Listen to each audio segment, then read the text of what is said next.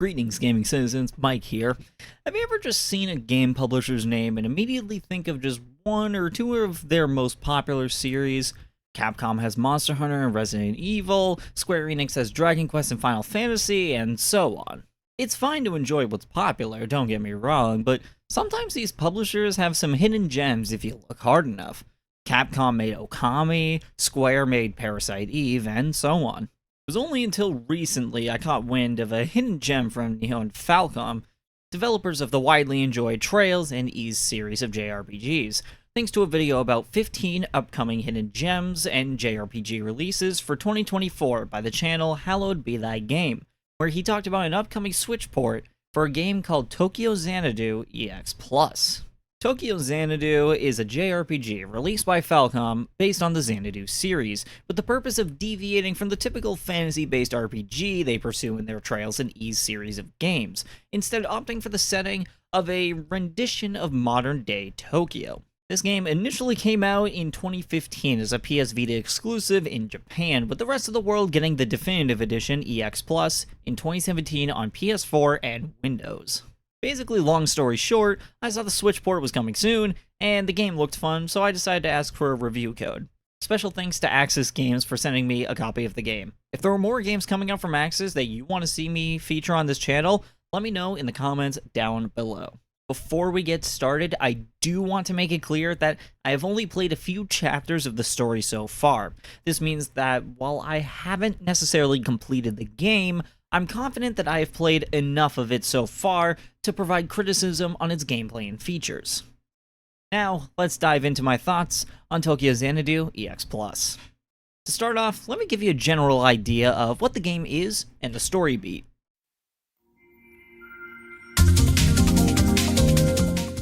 The game takes place in 2015, 10 years after a catastrophic earthquake ravaged Tokyo and forced the city to rebuild in that time span. Tokyo Xanadu stars Ko Tokisaka, a second-year student at Morimiya Academy. With his parents both away for a year on a business trip, Ko is left to fend for himself and lives alone. When he's not being woken up and prepared breakfast by his childhood best friend and neighbor Shiori Kuroshiki, he's living paycheck to paycheck, working any odd job he can get his hands on, much to the dismay of his grandfather. Imagine having to work a million different jobs to pay for your parents' house while in high school. How much do his parents hate him? Just when that wasn't enough to process, Ko one day follows fellow classmate Asuka Hiragi when he knows she's being pursued by two nasty dudes that want to flirt with her.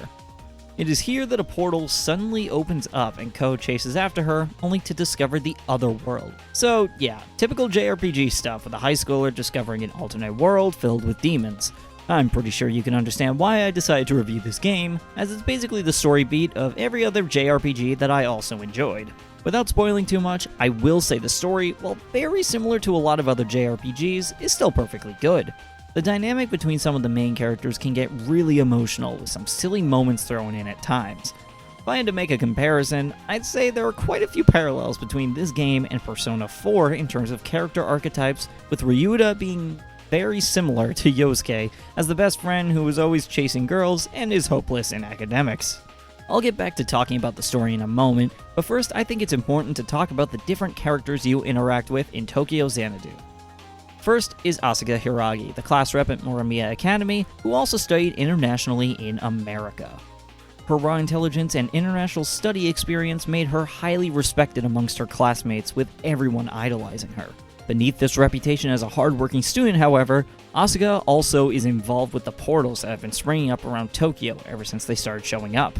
Unbeknownst to everyone else, Asuka is a member of Nemesis, a group dedicated to finding and closing these portals to the Otherworld, but we'll get to the Otherworld soon. Going back to Ko, he has a small group of friends he sticks around with. First is the previously mentioned Shiori, who Ko is by far the most close with. They basically grew up together as their next-door neighbors, which really plays well into Shiori's somewhat micromanaging Ko at times, since he tends to forget to take care of himself.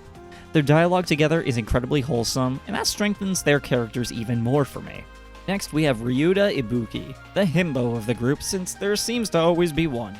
Despite sometimes not being the sharpest tool in the shed, Ryuta is very much an outgoing person who gets along with many people at school. The girls he chases, though, are a different story.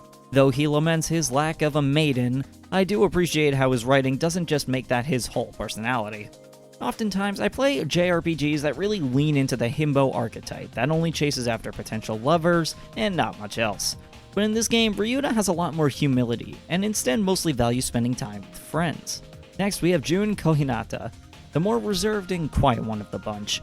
A hit with the ladies at school, Jun's attractiveness at the academy comes from his pure kindness. Although that hasn't stopped his fan club from getting a bit passionate about his presence.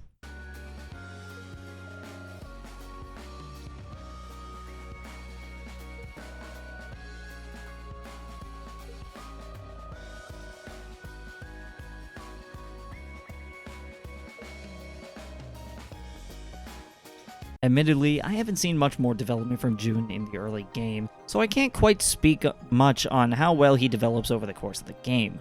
What I will say is, it's a bit odd how often the game likes to reference how people thought Jun was a girl for a while. It doesn't bother me necessarily, but this comes up several times, and it seems like a strange detail to throw in there and reiterate. Moving on to the last main character I'll go over in this video, we have Sora Ikushima.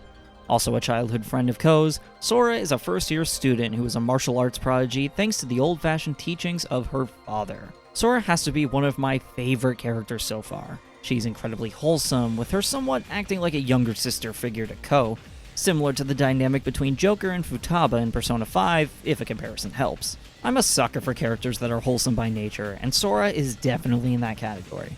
Make no mistake though, while she may be incredibly kind to the people around her, she will not hesitate to fight for her friends, especially in the other world. Seriously, those gauntlets look like they would hurt for the one on the receiving end. Going back to the story, I said there were some parallels between this game and Persona 4, and I completely stand by that. You have characters like Ryuta and Sora that resemble Yosuke and Chie respectively in personality. There's a component of investigation involved with finding the root cause behind some of the otherwise supernatural occurrences, and when you do combat the events in the other world, they stem from significant emotional events. One example from the early game involves a falling out between Sora and the martial arts club leader, Aizawa.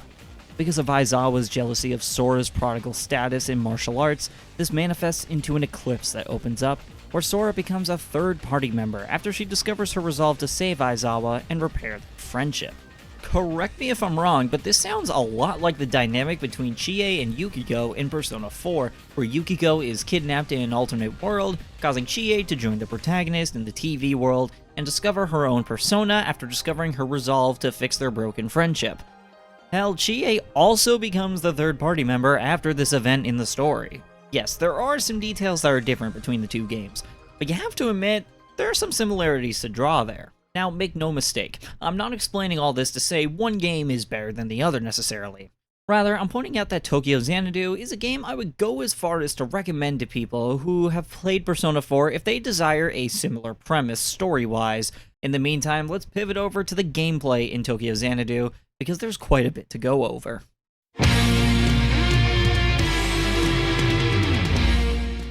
The gameplay in Tokyo Xanadu is action-based combat, similar to Falcom's Trails Through Daybreak if you've either played that game or at least tried the demo.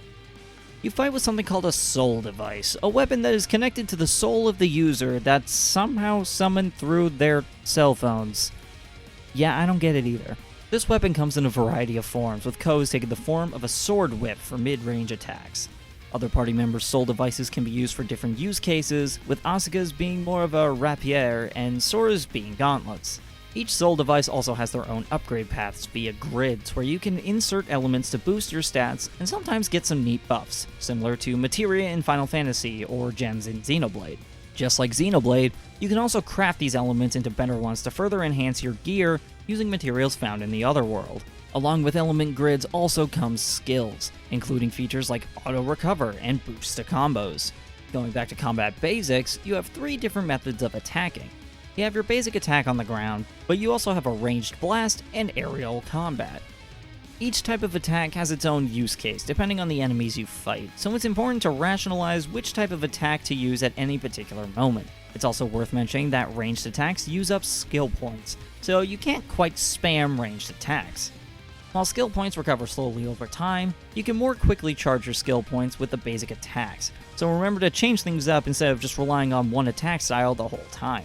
Getting into special attacks, you have a few options to choose from. First, we have X Strikes, which allows you to lock onto and deal damage to multiple targets at once. Don't be afraid to use it when you're in a crowded room, as this can level the playing field really easily. Next, we have EX skills, which you have a max of 2 of at any one time. These skills allow the player to deal far more damage for a brief period of time. Each character has a unique EX skill, and you're invincible when using one of these, so it can really come in handy in a pinch against a boss. It's also worth mentioning that defeating enemies with these skills will fill your strike points, so you can use an EX skill and then an X strike right after if you're charged up enough, which can be devastating for a boss fight. Lastly, we have the X Drive. When activated, you go into a state where you are joined by a party member and have unlimited skill usage, gradually heal HP, and a ton of other bonus effects. This feature can really come in handy when you want to just go ham on an enemy or are in a gauntlet of some kind, so make sure you keep it charged by breaking boxes in dungeons. I've gotta say, Falcom nailed the movement in combat. It was genuinely fun to just run around and mow through enemies while throwing out all these different skills and moves. It was fluid and very smooth and didn't feel clunky at all. Despite my enjoyment of the gameplay, I do think there is quite a bit of fluff here in the combat skills department. I know I just said I enjoyed the gameplay and that combat was very fluid in movement, but there were a few times I found myself forgetting I had certain moves accessible to me at any given time. You have basic attacks, but then also aerial skills, EX skills, X strikes, and X drive, which is not to be confused with your drive abilities, which are bonus effects given to you via your soul level, which I'll get to in a moment. It just feels excessive to have all these different big damage attacks that all have names similar to each other. Thankfully, the UI keeps it relatively simple to track the status of everything, but it still feels like a lot from a gameplay perspective. Before we move on to other features outside the Otherworld, it's worth mentioning that dungeons also have clear ranks. These clear ranks are calculated based on multiple factors, including time, damage taken, treasure found in the dungeon, and enemies defeated, among others. Getting a high clear rank will give you soul points. What do these do? Well, increase your soul level, of course. Raising your soul level can grant you new abilities, mostly relating to your X Drive skill. That said, high clear ranks are not the only way to gain soul points, but we'll get to that in a bit. So what is there to do when you're not fighting enemies in the other world? Well, Ko has a social life, and with that some social stats he can increase as you go through the game. You have just 3 social stats to work on, with those being Wisdom, Courage, and Virtue, or as I like to call it, the Triforce at home. You increase these social stats through story choices in cutscenes, reading books in the library, clearing dungeons with a high rank, and completing side quests. These are worth doing in your free time, as your grandfather will give you rewards when you level up these stats, so definitely check in with him periodically in case he has some nice gear for you. Side quests are also very much worth your time for the rewards, as you can get gems which are converted into money to buy more items. Trust me, you can never have too much money in a JRPG if you're someone like me who likes to overspend a little bit. Okay, so earlier I mentioned soul points. Outside of clearing dungeons with a high rank, you also gain SP through affinity events. During your free time between school and work, you have the chance to explore the city and increase your bond with other characters. These are called affinity events and are activated by spending affinity shards. Every day during free time, you get 2 affinity shards to spend on characters you want to increase your bond with. Doing these with party members will increase their soul levels, which can be very helpful in dungeons. However, these can also be used to get to know other characters better, like your teachers and your friends. That said, I do recommend prioritizing party members since it can pay off for everyone. But the affinity events with teachers and friends can boost Ko's soul level, so if you want to just focus on him, be my guest. If 2 isn't enough for you, fear not, because you can also gain another affinity shard from clearing optional dungeons for the first time, which are found through hidden gates in the overworld. Again, these become unavailable as you continue the story, so definitely do them when you can. These affinity events are fun to watch, so I recommend doing them whenever you can.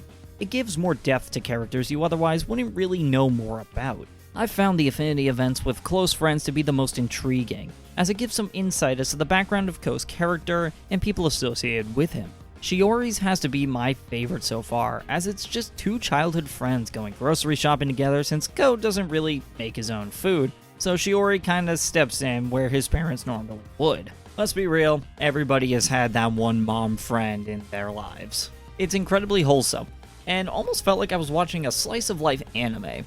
Do be warned though, as affinity events and quests will disappear when free time ends, so it's in your best interest to do these when they are available. The world in Tokyo Xanadu is...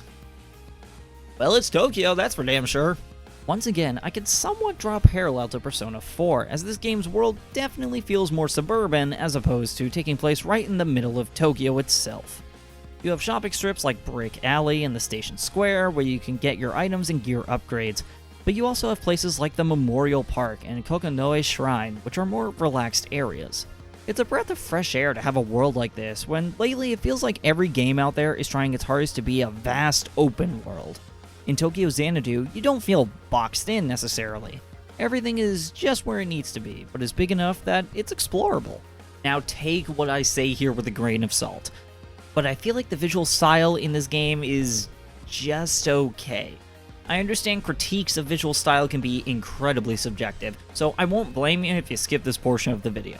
You ever just look at a game and think that the game you're playing could stand to just look a little bit better, but you can't quite put your finger on what's off about it? That's my conundrum with Tokyo Xanadu. It's not like anything is designed poorly, definitely not, but it just feels slightly drab in the overworld. Here's a bit of footage in Station Square.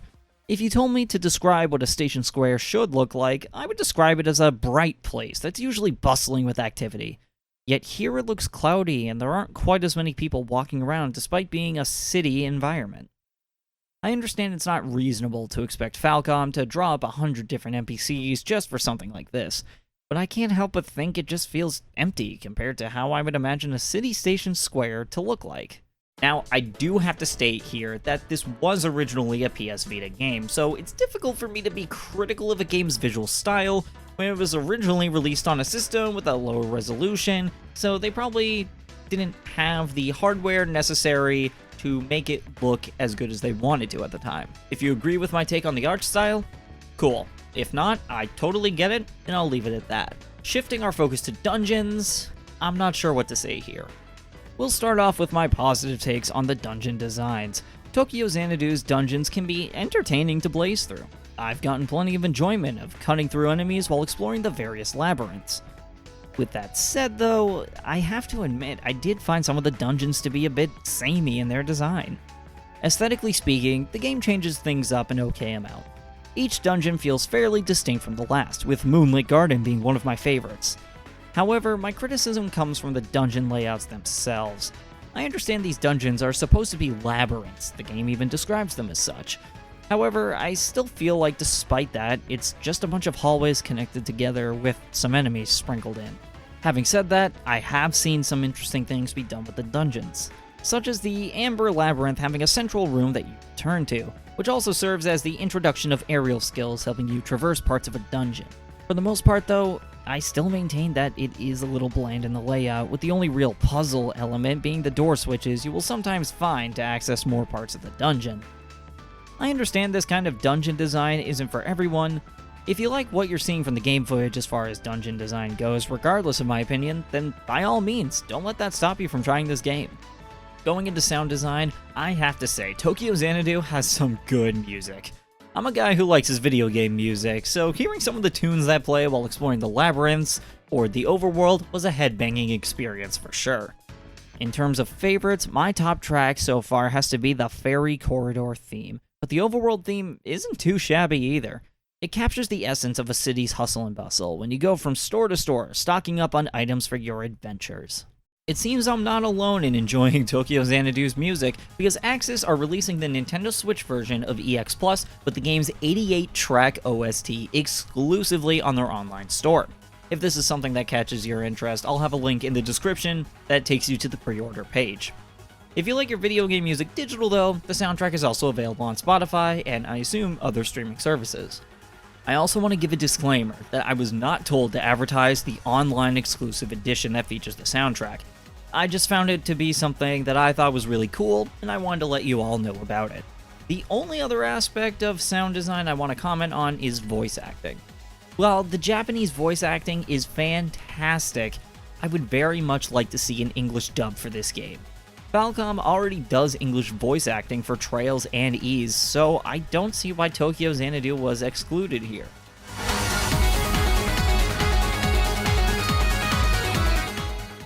Alright, so let's address the elephant in the room. This is the definitive version of Tokyo Xanadu. When EX Plus released on PS4, it came with improved graphical fidelity and higher frame rate, but EX Plus also added some new content in the form of additional side stories and post-game content. So if you played the original on Vita and wanted more, this is the version for you. The Nintendo Switch version also adds a high-speed feature in case you want to breeze through cutscenes after having already experienced the game, and all DLC content is included right from the get-go. I've gotta say, the graphical fidelity improvements are very clear here, as load times are basically non-existent, even on the Switch, so bravo to Falcom on that.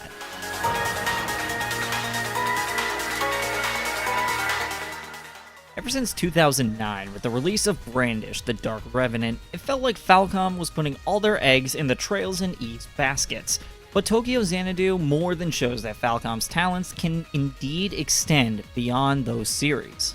And clearly, the release of EX Plus showed Falcom that revisiting other games in their catalog can yield fantastic results, as just a few months ago, they teased a new Tokyo Xanadu project is in the works. Although it's going to be in Kyoto, so it's probably going to be called Kyoto Xanadu? After playing some of this game, I think it's safe to say I'm excited for where Falcom will take this series next. Tokyo Xanadu EX Plus is the definitive way to experience one of Falcom's hidden gems, for where I believe it falls short in the design of its dungeons, and the abundance of fluff in the combat mechanics, it more than makes up for in character development and other core gameplay elements. If you're a JRPG fan such as myself, I can definitely recommend this game for you, as I have enjoyed my time with it so far, and I can't wait to see the rest of the game. If you have your own thoughts on the game, or want to tell me that you tried the game because of this video, feel free to let me know in the comments down below. Tokyo Xanadu EX Plus is available on Nintendo Switch starting today, so you can use the link in the description down below to buy the game right now on the eShop. Once again, thanks to Axis Games for providing a review code. Stay vibing and thriving, everyone, and I will see you in the next one.